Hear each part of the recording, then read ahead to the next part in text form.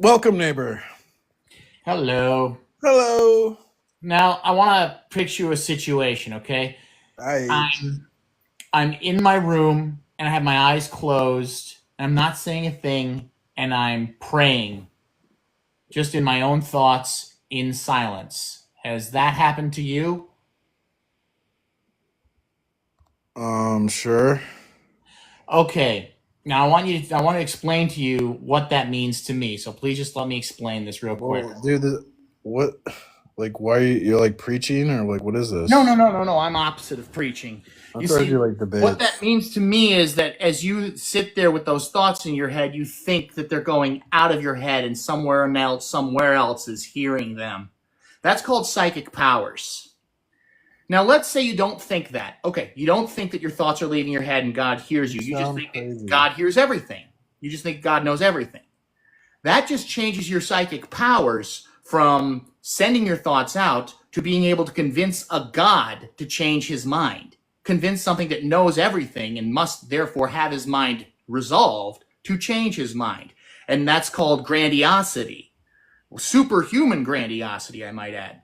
So if you want me to believe in a religion where I close my eyes and think my thoughts, that means that either I'm going to have psychic powers that send my thoughts out of my head, or I'm going to be so charismatic that I could convince the maker of the universe to change his mind because I want him to.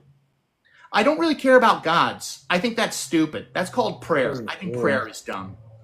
Great. So, good luck in hell, I guess. Fuck you. Okay.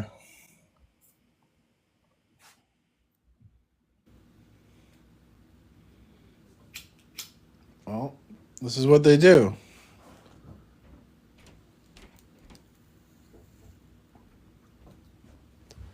So this is a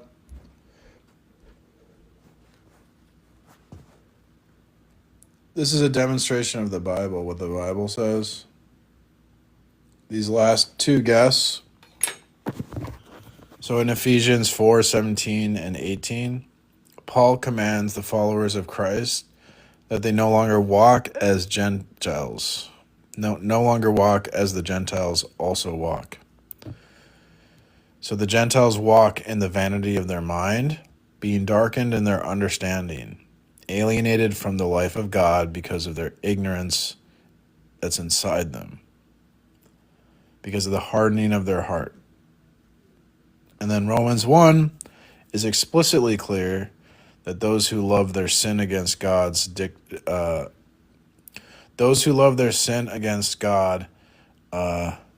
dictates that they relish in their darkened mindset. I gotta word this better.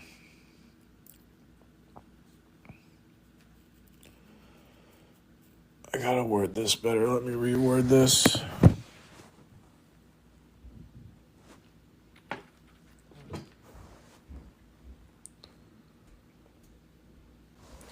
So in Ephesians 4:17 through 18, Paul commands the followers of Christ that they no longer walk as the Gentiles also walk, in the vanity of their mind, being darkened in their understanding, alienated from the life of God because of their ignorance in them, because of the hardening of their heart.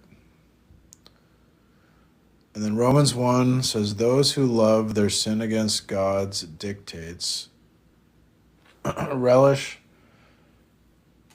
I'm going to say, their sin against God's law.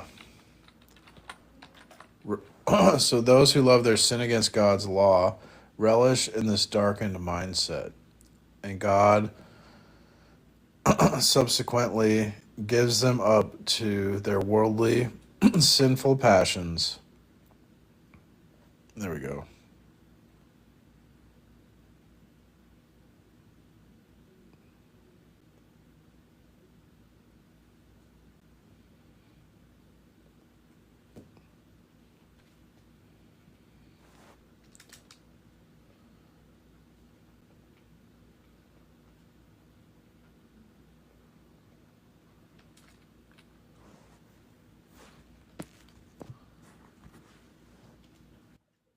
Uh, Welcome, neighbor. Hello, can you hear me? Yes, I can hear you. I'm really curious about science is a theistic concept. Like, what do you mean by that? That science relies at a foundational sense at the bottom. Before you start science, it has to assume a bunch of things it can't demonstrate. That it would rely on God's revelation, Can like you give some examples, maybe? math, logic, ethics, uniformity of nature, cause and effect. Can you explain how they need the God for them to exist or work? Well, maybe ethics is the most obvious one. Like science can't demonstrate that it's better to tell the truth or than to lie, right? It can't, yes. And science relies on like us to care about the truth and like obviously if all scientists lied, science wouldn't function. So science relies on God's revealed ethics of like right and wrong for it to make sense of science. Because you like need objective morality, moral absolutes. So God would be God is the absolute foundation for moral absolutes. You don't really need objective morality for truth to work, you know? Of course you do. Yes, you do. Why would you? Because What does morality have to do with the truth? Because like if let's say you say something that contradicts, right? Right. We would say that's false. Well, that means you ought be consistent. So that's morals, that you ought think this way, right? You ought think consistently. That's morals. That requires moral absolutes.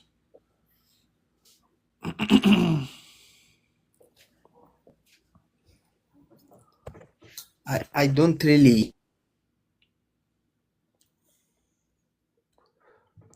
You don't think you have a duty to be consistent when you think?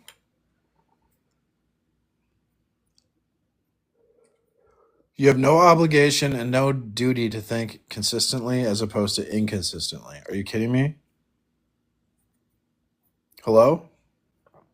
McFly? Is this thing on? That you don't really need. Do you have a duty or obligation to be consistent when you think about true things?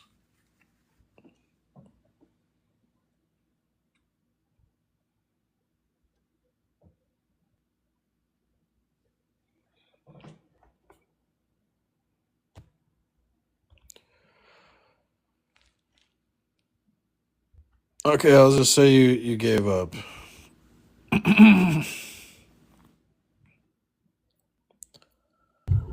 Welcome, neighbor.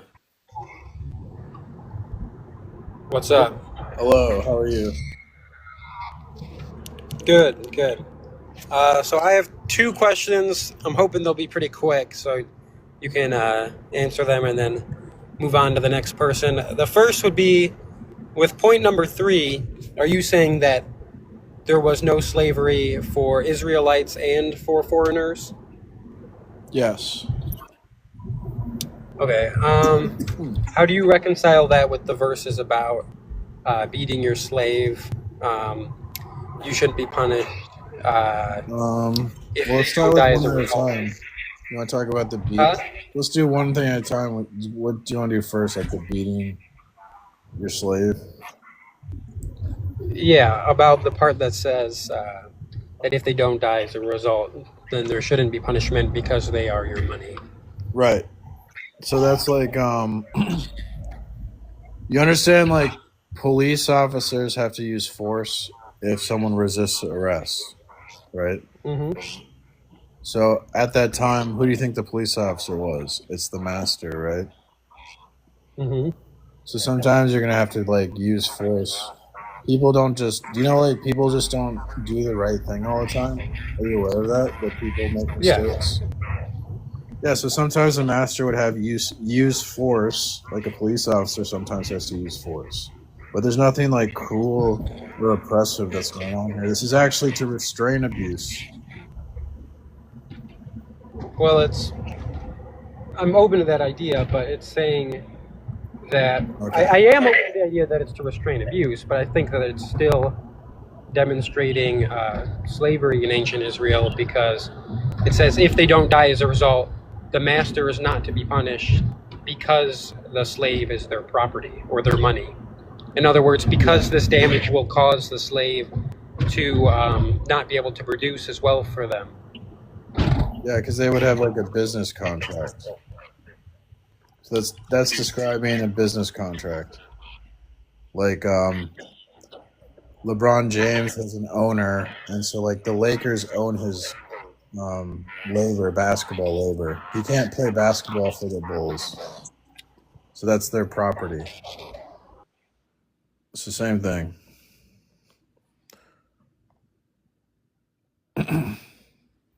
You got a really bad like feedback too when I'm talking. And I'm sure you would think that slavery was oppressive. Well, they wouldn't be allowed to oppress people. Wouldn't you say that owning someone as property is oppressive? Yeah. Yeah, well, they couldn't own someone as property then, because that's oppressive. Well, I think that in the Old Testament, God allows concessions for Israel because they're not. I mean, I guess we know this. It's not really a thing to think that, because God allows divorce in the Old Testament. So I don't think it would be unreasonable to say that God does allow that in the Old Testament. What? You With can't relation to what? Go ahead. the law functions as a unit, so if you can't oppress people, you can't own them as property. Okay. I'm fine with accepting that. I think that's a good point. My second question was on number 5 on your list. Okay. The science. So if you're saying that all science relies on the assumption that God exists, because without that belief that God exists, all science is unjustified. But couldn't someone say that your belief in God is unjustified as well? And I know you would say, well, no, because we need this belief in God to justify science and knowledge. But isn't that just asserting that we ought to have science and knowledge? Well, no, I'd be saying like science is possible. If science is possible, then God exists, because science is only possible if God exists. How would you go about demonstrating that science is possible? Well, the history of science.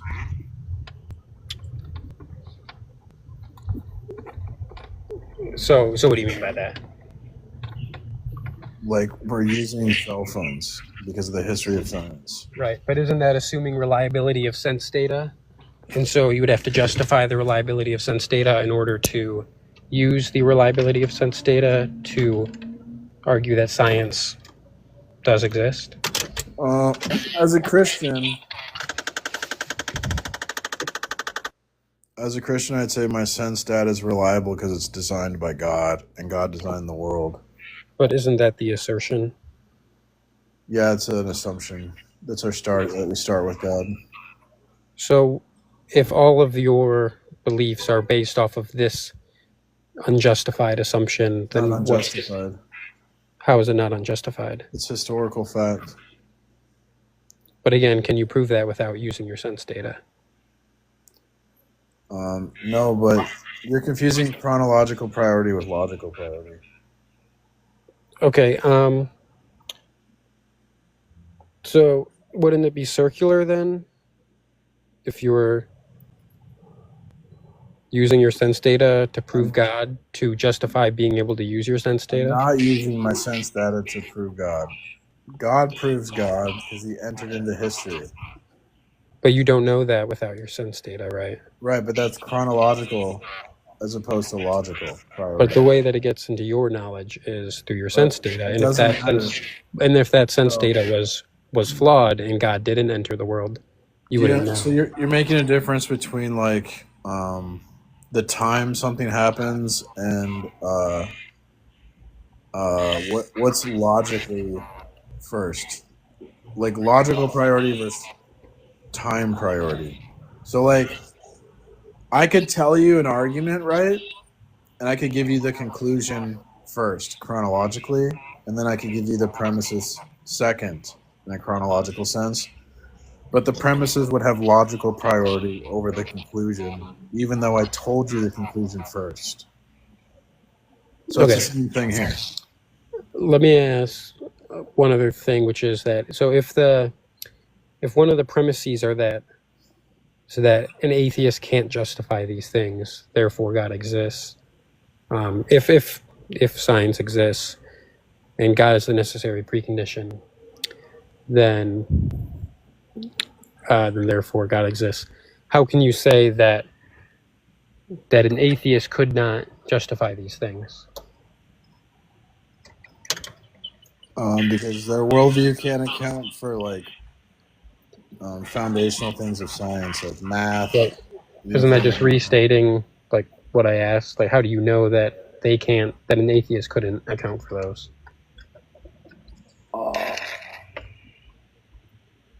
Because they were like math requires an absolute foundation because math is like absolute truths. So the only way we get absolute truths is if they're revealed by God, who is the absolute. So without God, there's no foundation for absolute truths. No foundation for absolute truths. Then there's no absolute truths like 1 + 1 = 2.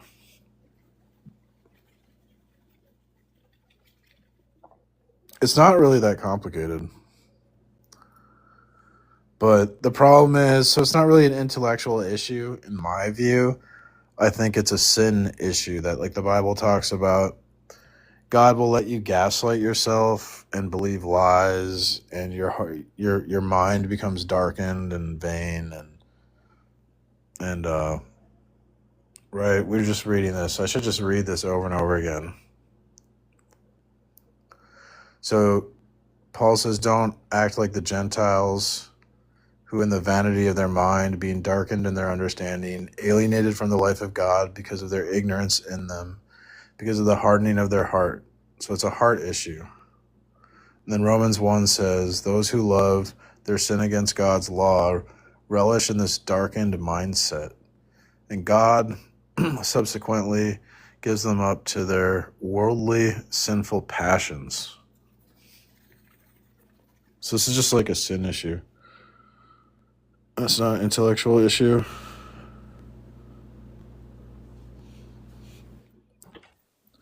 Welcome, neighbor. Hello. Hello. The hell does my name say? What does your name say, Wyatt? Oh, it says Arby's something for me. Oh, I think there's like a glitch going on. When you swipe off the app, I can't hear you, by the way. I had a question for you. Sure. So what do you mean by no slavery in ancient Israel? I mean, the law, the Mosaic law, would function as a unit to restrain abuse and protect the vulnerable. So you couldn't have slavery in that environment. But only against non-Hebrew slaves, though. Incorrect. No, that's not true. All right. Well, I've heard differently. What do you mean by that? Well, I have Bible verses here, so like, Could I ask you a specific question real quick about it? sure. So I've heard and learned and researched that the restriction on non-Hebrew slaves was that if they, I don't know what the word to say is, pass away immediately after being beaten, then the master is like breaking a law. But if it takes 1 or 2 days and they pass away after their beating, then the master doesn't face any punishment or whatever. Right. Do you think that's true? Like, is that the truth? Well, you got to understand, like, they didn't have police officers, so the master acts as like a police officer. And sometimes police officers have to use force because people misbehave. So like in these situations, it would be like understood that the person deserved a beating because they were like doing something wrong. Like maybe they were abusing and harming a young person. You know what I'm saying? Yeah. So the Hebrew slaves aren't considered property, right? No one would be property. You couldn't own because I was under the impression that the non-Hebrew slaves were considered as property, and they don't have to be released after 6 years of servitude. it uses the word property, but you gotta understand like words can refer to more than one concept. So there's like intellectual property, for example. So the property would refer to their labor, not like their body. They wouldn't. You don't own someone like their body. You own like their labor. Well, I understand that that's emphasized clearly for the Hebrew slaves, but I was under the impression that it was also Like, emphasized clearly that the no, non-Hebrew like, slaves follow a don't you different. think wouldn't that be mistreating someone? If you don't you think owning someone's body like they're like an animal, like property? Don't you think that's like oppressive and wrong and But mistreating? absolutely, but I also Okay, believe. well that's against the law then. See, Well, you must not oppress wanderers in any way. Remember, you yourselves were foreigners in the land of Egypt, because when they were foreigners in Egypt, they were treated badly. God specifically told them not to treat foreigners badly. So when you try to act like you cherry pick these verses and try to make it seem like oppressive and cruel, that's ignorance of their culture. That's wrong. okay. Well, I'm just talking about the stuff I've learned. I'm not talking about oppression, but I mean everybody has suffered oppression. But they don't teach you. Did the deconstruction atheist teach you this verse? Well, I'm not an atheist. Oh, okay. But did I say you were an atheist? No, but you Okay. were under the impression that I learned from atheists, which Really? I don't. Oh, really? Where did you learn all this stuff? Just talking to people, looking it up on Google. I mean, yeah, I should probably You're check. so fucking dis. You're such a I should liar, probably dude. check. I mean, okay. You're such a I liar. I should probably check my sources, like, and to see No. exactly who's telling me shit. I mean, that's a responsible thing to do. I'm not saying anything for certain either. I'm asking questions. Okay. Well, the law, the Mosaic law functions as a unit to protect people, and you couldn't oppress or mistreat people as like against the law. So if people were doing that, they're breaking the law. I'm sure there's people that did break the law and mistreated people. I'm sure that happened because today that happens. But there's nothing that in God's law that would say like it's okay to be cruel, own someone as property, and like just treat them like crap. That's not a thing. So there you go. Do you believe in Jesus? Oh yeah. What'd you say? Yeah, that's another important fact. The law comes from Jesus, and Jesus didn't own any slaves or oppress anyone. So, But do the Israelites believe that Jesus is God? um, today, well, I don't know what you mean. I don't know what you mean. So they they believe there was Do they believe they in the Trinity more specifically? they believed in this thing called the two powers in heaven. So they believed there was a part of God that we could talk to, like Moses talked to God, but they also believed there was an aspect of God you couldn't talk to. So they called it the two powers of God. But when Christianity came onto the scene, they wanted to distance themselves from the Trinity, and so then they said that that was a heresy. But for a long time, up until like the Christians came onto the scene, they would teach that there was two powers in heaven. So that would be Jesus, what we would say that he is one of those powers, and then the full Trinity is revealed. Christ gives us the Holy Spirit in the New Testament. Well, I mean, I understand all your viewpoint. I mean, I understand what you're saying, but I just can't, I'm still stuck on it. Like, obviously, the slavery that we think about is different from indentured servitude or debt slavery or even selling yourself. It's just being captured against your will and like being unfairly treated, right? But Yeah.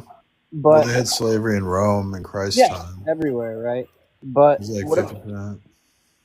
isn't the slavery for the non-Hebrew slaves like would I mean even debt slavery is slavery, but it's not on a level of what we would commonly recognize as slavery. But what about non-Hebrew enslavement? Like they don't have to be released. They're not enslaved for any reason other than that they got captured in a war or sold from some other slaver from out of the region. It doesn't say, like, there's no slave market mentioned. And I feel like that would strengthen my position that, like, where are they getting these slaves? There's no slave market mentioned, so they must be, like, voluntary. That's why I'm saying, like, all this is business contracts. It's like LeBron James agreeing, okay, Lakers, I'll work for you, and I can't work for any other NBA team, and I'm signed this contract, right? So like he is legally bound. It's just a legally binding contract. There's nothing. If they wanted to leave, they could leave. There's nothing forcing a slave to be on his master's workforce. But is that true for non-Hebrew slaves though? Yes, yes, okay. yes. There's nothing. They could just leave. If the guy is such a jerk and they don't like their master, they can just like if you don't like your boss, you can quit. Can I check the Bible quote real quick? Can I just search it up? It might make it so I can't talk or some shit. Yeah, but I can quote you the Bible verse about if a slave's run away, you're not to return him to the master. But do you care? I mean, it's like so ridiculous. I mean, you can't. You're just isolating. Do you not understand that you're taking quotes out of context? No, I do get that. I'm not looking at a full picture. I'm just trying to figure this shit out. Deuteronomy 23:15. Okay, I'll do the American Standard. Thou shalt not deliver unto his master a servant that is escaped from his master unto thee. Yeah. Thou shalt Can not. I ask you to look up a quote? But don't you get it? Like if you can just leave, like why would someone stay? If it's so bad and cruel and they don't like it and this is mean, and they could just leave. Why don't they just leave? I understand that. Okay. I don't know if like my search is being weird and it's giving me like literally false quotes or if this shit isn't even real, but could you look up a quote for me? Okay. It's Leviticus 25, 44, 46.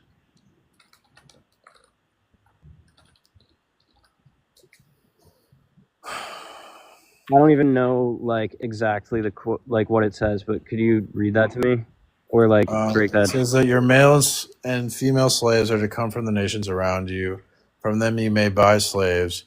You may also buy some from the temporary residents living among you and members of their clans born in your country, and they will become your property. You can bequeath them to your children as inherited property, and you can make them slaves for life. But you must not rule over your fellow Israelites ruthlessly. So does any of that imply a non-Hebrew slavery? I don't know if there's a different, like, isn't there a different set of rules for non-Hebrew slaves? Yeah, there was a limit on, there's a year of Jubilee that all slaves are released. You would release a non-Hebrew slave in the year of Jubilee, but a Hebrew slave would be released in the year of Jubilee.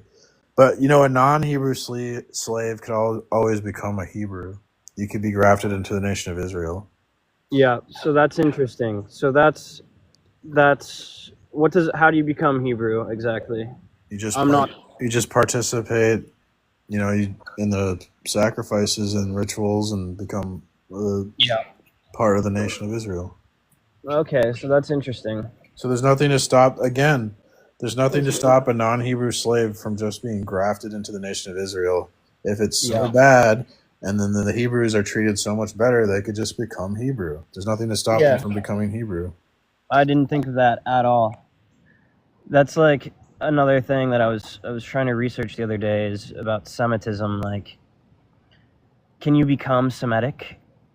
Can Well, you become? there's the character of Ruth, and she was grafted into the nation of Israel, and she became an heir to Jesus and David, King David. On that But one. she became a Semite though, right? No, Because she was a foreigner, and she got grafted. It wasn't ethnic that you could graft. It was about practicing the so that's rituals. that's being Hebrew, right? And is there a difference between being Hebrew and being Semitic? Not really, no. I don't. I'm not really. I don't know anything about race. Yeah, because from all the shit I learned, you can become Semitic if you speak a Hebrew language. I'm not sure what that means. I'm not really into race or anything. But all I know Yeah, is that I don't think being Semitic has to do with race. I think it's a language classification.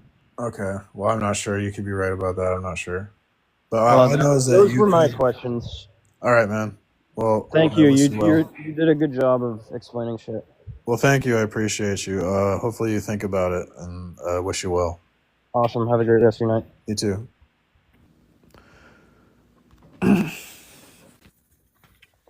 How's your day going, man? Amazing. How are you? Oh, pretty good. It's nice to talk to you. I've been waiting a little bit, so I was listening to what you were saying with all the other guys. I had Sure. some time to think about it. Number 4 is what I'm looking at. Abortion is child sacrifice. You Yeah. think it's child sacrifice? Yes. Would you be able to explain to me why you think it is?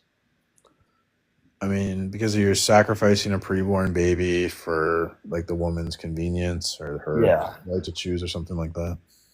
I mean, I believe I agree with you on most of the points. I am also a Christian. I go to church every Sunday. Sure. I believe in God. I agree with number 1, number 2, number 3, and number 5. I just didn't know about number 4. That's why I wanted to come up and just see Well, what you had to say about it. a Is there false any? like a Huh? false idol can be like mammon is Yeah. love for money is like a false idol. So to me, I don't know. A false idol is something you like value more than God, and it's kind of like God obviously values the life of the baby more than whatever the woman is gonna value Right. in place of like I that baby. used to not agree with abortion until I found out what it really was, and once I did, I think about it. Abortion is when they kill the baby and take it out while it's already developed. So I don't agree with abortion. I do like Plan B or stuff like that. If you don't want to have the kid, then you can use that because it's not killing a baby. Well, it is like there I can be know. like a conception could happen and you could unalive the conceived. That's What the I bottom need is line. like right away, the night after. Yeah, I know, but even Plan B, Yeah. conception can happen. I don't know. I think the most ethical way to do it is probably to use like a condom or something like Just that. use protection. Yeah, because I I don't don't agree. I don't agree with abortion. I agree with what Trump's trying to do with those laws. I think it's a good thing. I don't know, man. I just wanted to say what's up. Say I agree with what you were saying, and it was pretty nice to be able to watch and see what you had to say about with Israel and the slavery stuff. They I'm could really just be. passionate about that one because Yeah.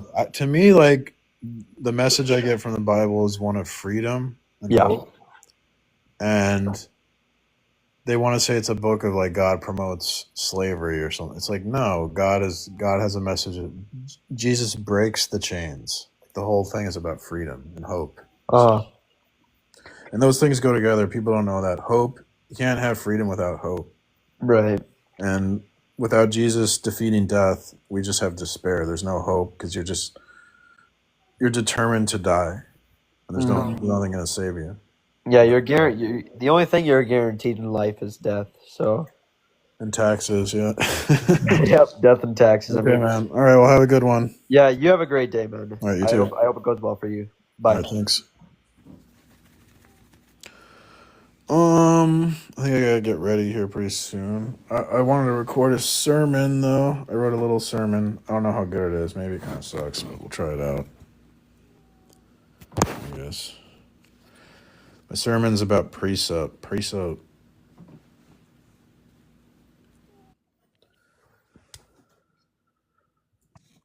Welcome, neighbor. What's up? Did you see what the Christians were doing? No, those nasty Christians, huh? A bunch of them are in Scotland and they're black Christians and they're going, Kubala, Kubala, I'm the king of Kubala. And they think, I guess in the Bible it says that Scotland is the land of Jacob. So they're all just out there, Kubala, Kubala, Kubala, Kubala, Adiswe. Awesome. Are you a Christian? No, P. Mars, do you not know who I am? I mean, I remember you being on the panel before. Yeah. Yeah. What do Kubala, you Kubala. What do you think the meaning of life is? The meaning of life. Hmm. I don't believe in telos, a teleological universe. So I don't believe there's innate meaning to life. Do you disagree with the message of Jesus Christ that we should love everyone, even our enemies, and forgive and be humble? Yes. Really? Go about loving your enemies. Don't go about loving mine. I don't love my enemies. And if you did, you'd surely, you know, lose in a war if you loved your enemies. I don't agree with that. Mm-hmm. What if the real enemy is this shadow person on the inside that you project onto other people? Like my dark shadow complex that I have in myself. Yeah. I Do you guess ever that would think? be a reinterpretation of the text when it says love your enemy. Well, that's what Carl Jung. People talk about projection, right? Yeah, And that dude's so satanic. Carl Jung is satanic, dude. Come on. that's true, but the concept of loving your enemy would tie into the psychological idea of projection. Because if you love your enemies, then you'd stop hating. You forgive yourself. When you forgive your enemies, you forgive yourself. Because often we see the things we don't like about ourselves in other people, and so Oh, I see. Jesus teaches us to forgive our enemies and love our enemies. In doing so, we forgive ourselves, I and then see. then you can have peace in your life because you don't have that grudge, that like self-destructive energy. You got a whole new vibe. Well, my enemies are the theocratic fascists, and I don't think they're worthy of love. Okay, well, repent or And the perish.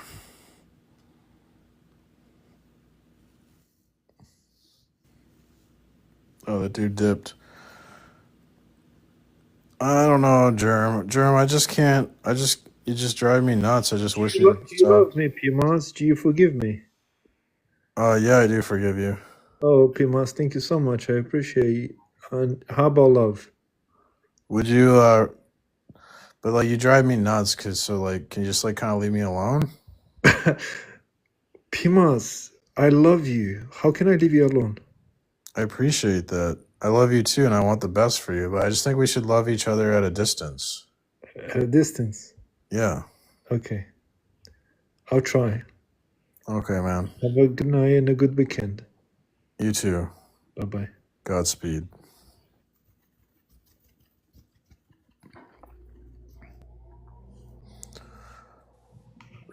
Love each other at a distance. Some people you gotta love at a distance. Welcome, neighbor. Hello. What would you like to say? Gosh, I want to say that, first of all, there's a lot of Muslim TikToks, cropping up. I don't know if you've noticed, but I tend to listen to people that are not rude to others, that are sort of like composed and allows me to understand what it is that they're talking about, and one of them got me. In the sense that I thought what they were saying had made sense, There's a and Muslim who's not rude? I don't believe that. I see your point there, but I just so happened to be in a couple of lives that I found that I was, like it was allowing me to learn from them instead of them just being like rude and attacking like Uh, anybody that was so what, opposed to them. are you a Muslim now and you're trying to convert me to Islam? What's going on here? Oh, you didn't let me finish, no. And so what I thought I was converted to Muslim, right? And so and of course I'm just still learning, I'm still understanding, because my thoughts on Jesus was that, he could have been an actual person, absolutely, and that he could have died. He could have died for us, absolutely, just like anyone that loves someone would sacrifice himself. But I thought that he wasn't God, and so, anyways, saying those things to this person was like, "Oh, you're Muslim, you're Muslim." Anyway, of course, they don't understand all my beliefs. They just assumed the first thing that I said was that, oh, Jesus isn't God. Oh, you're a Muslim. Okay. Anyway, fast forward to the last 24 hours. I thought about it. I said, wait a minute. If Islam, because you've got Judaism, you've got Christianity, right? Can you get to the point?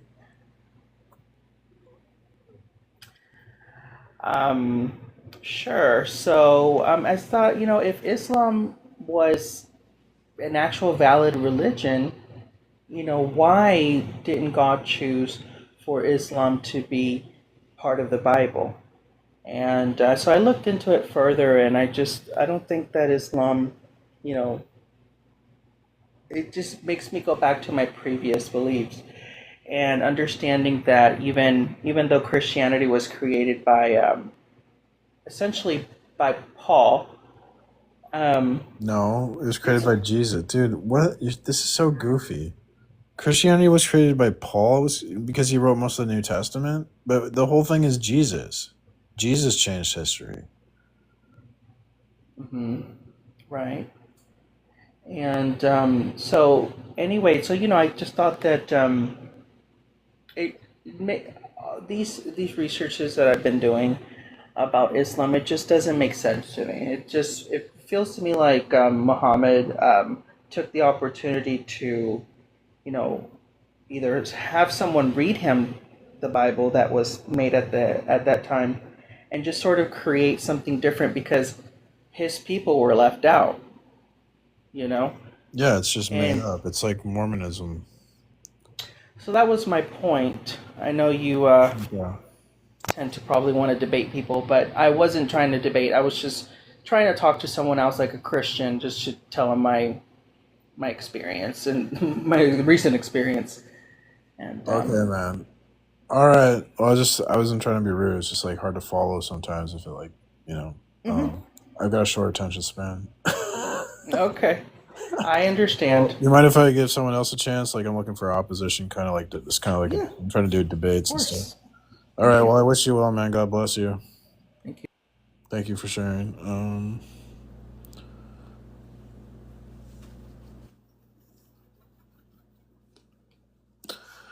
Welcome, neighbor. Hi. Hello. Hi, my name's Joseph, and I just wanted to ask just your first little point here. Christianity is objectively proven. Correct. I'm very curious why. Because when it has to do with foundations. When we examine the foundations of things that would be necessarily true to prove anything at all, that the things that the Bible talks about, the God of the Bible, has to be the source of existence and truth and all that, or else basically we couldn't know the truth and prove anything. So Okay, so how is Christianity objectively proven? so we would start with facts exist, and we say facts aren't neutral. They require context or a narrative to explain where they come from and why they matter. And then we see like only the Bible can explain that. Only the Bible can explain where facts come from, why facts matter. And so denying the Bible is impossible because it's a necessary like foundation to have a fact. Okay, but you realize that is kind of, the Bible is true because we say it's true is not quite saying objective. I'm saying to the impossibility of the contrary, that when you ask for proof of the Bible, you have to stand on the Bible because there's no other foundation for proof. Okay, but that's not proof. Yes, it is. It's called a transcendental proof. Okay, first off, you don't understand what transcendentalism is obviously. Yes, I do. I've read books on this. Why are you being rude? Well, because you're wrong. I'm not wrong. I've read books on this. Okay. You can't trick me. I read. Okay. But the Bible is not objective truth. Yes, it is. Without the Bible, we wouldn't have the mind of God. And without the mind of God, all we would have is human minds. And then human minds would be... Thank goodness we do. What? Well, thank goodness we do have human minds. Sure, but if that's all we had, then everything would be subjective to a human mind. So we need an objective reference point. So we require a mind outside of human minds for an objective reference point, or there's no objective nothing. Wait, are you saying that human minds aren't a good thing? No, I'm saying if you make human reason the final standard, that means human reason is subjective or relative. And then truth would just be... then truth is a guessing game and nothing's true. No, there are objective truths. There's no foundation for truth. Of course there is. Okay. Well, you should read the book Modern Epistemology by Nicholas Everett, where he says that there's no foundation for science and there's no foundation for math, and that we can't... Oh, yes. I remember that one. That's hilarious. Yeah. There's no basis for math. Okay. Well, hey, have a laugh when you're burning in hell.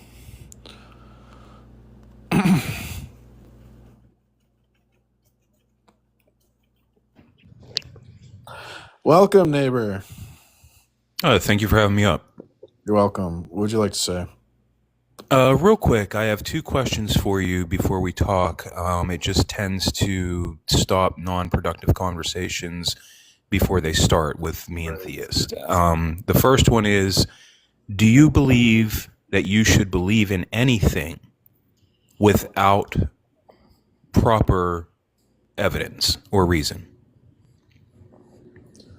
Should you believe in anything without proper evidence or reason? No. Like, is there anything anybody should just say to you that you would believe? Or anything you would read in a book that you would just believe without any other evidence or reason behind it? No, if someone made a claim, I would look for like evidence to think it's true. Okay. The second part of this question is, would it then be reasonable for someone who had never heard of a God claim to not believe in God? No. So let's say I was born, instantly they put me in a box, and I was raised until today. You are my first interaction with any other human being, and the only thing I've ever been taught is just how to read, write, and speak with no other context. So I literally couldn't tell you what a God even is, let alone believe in one. Would you agree that it would not be rational or reasonable for me to believe in a God that I haven't even heard of yet? I would disagree for the fact that you're created by God and you're made in His image. And But how would I know that? Because He designed you to know that. So why don't people know that aren't exposed to religion? I don't agree with that. I think everyone knows God, but they just suppress the truth and unrighteousness because of their sin. but you're saying that without any evidence or reason behind it, which kind of contradicts your first point, which is you shouldn't believe something without evidence. I have the best evidence for that because Romans 1 says that God is obvious, that no one has an excuse, and they all suppress the truth and unrighteousness. So God designed you so you can't rationally deny him. Isn't that amazing? Our God's awesome. But what Romans doesn't say is, where did that information come from? Who said that was true? It comes from God, so it's like an absolute truth. You can't deny it. You can't deny anything the Bible says. Those words were written by God? Yeah. Like when you open up the first 2 pages and it lists the publisher, it says God. Well, good luck in hell, sir.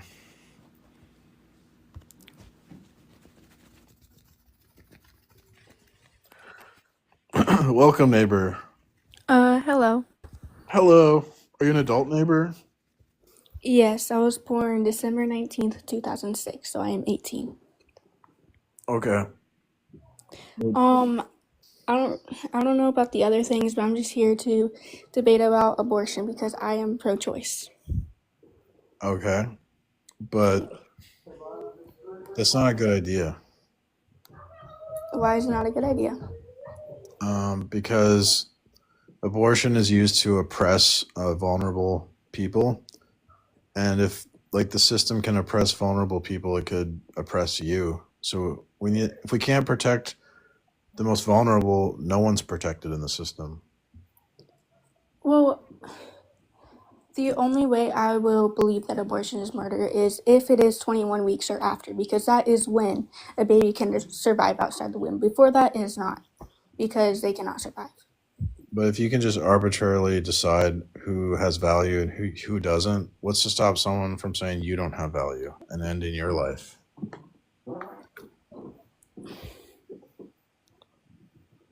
Well, it's because a baby can't survive outside the womb. Yeah, but someone could come up with a reason why it's good to take your life, and they could come up with use the same reasoning and rationale that you use. But I can breathe, I can eat, I can survive on my own. That's the only reason why. But they could just come up with some other excuse. They could say,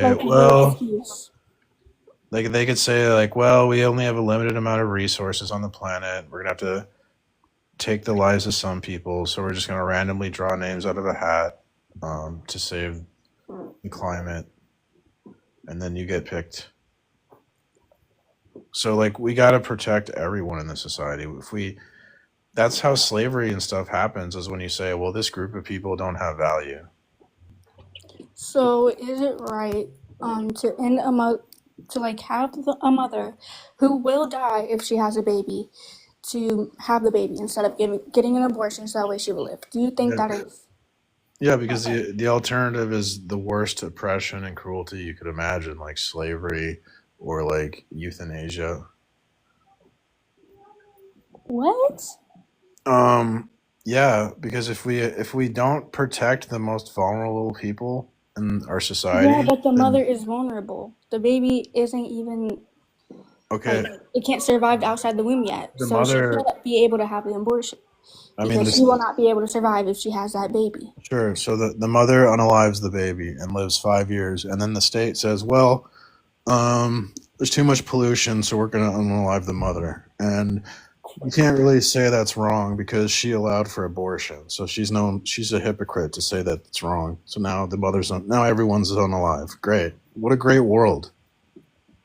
Except that would never happen. Why? According to you? Are you going to stop it? It's already happened in history. So you can't say that would never happen. It's already happened. Well, slavery ended, if that's what you're referring to. Slavery ended because of a war. Well, I'm going to get ready. I got to go. Repent or perish. Jesus wants to save you. You should read I don't believe in God, so. Well, you're being closed-minded. You should try to stop being so biased and give Jesus a chance. But you're biased about abortion. I am biased. But Yeah, and you're telling me not to be biased when you're biased. So how do you make that no, make sense? I'm saying that like everyone's biased, but like sometimes you should reflect on your biases and give another view a chance. Try to look at the world with different eyes, and maybe you'll like what you see. Read a gospel; it won't hurt you. Okay, I have a question. Okay. So, do you believe that abortion is wrong because pregnancy is a natural consequence to having sex? Do you believe that?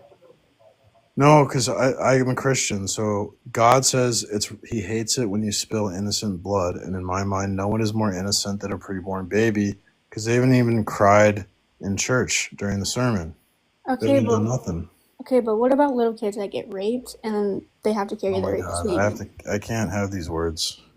You can't say those words on TikTok. No, Penguin. The Bible study this week is massive. I'll have to do that tomorrow. Oh crap! I screwed up. I gotta go.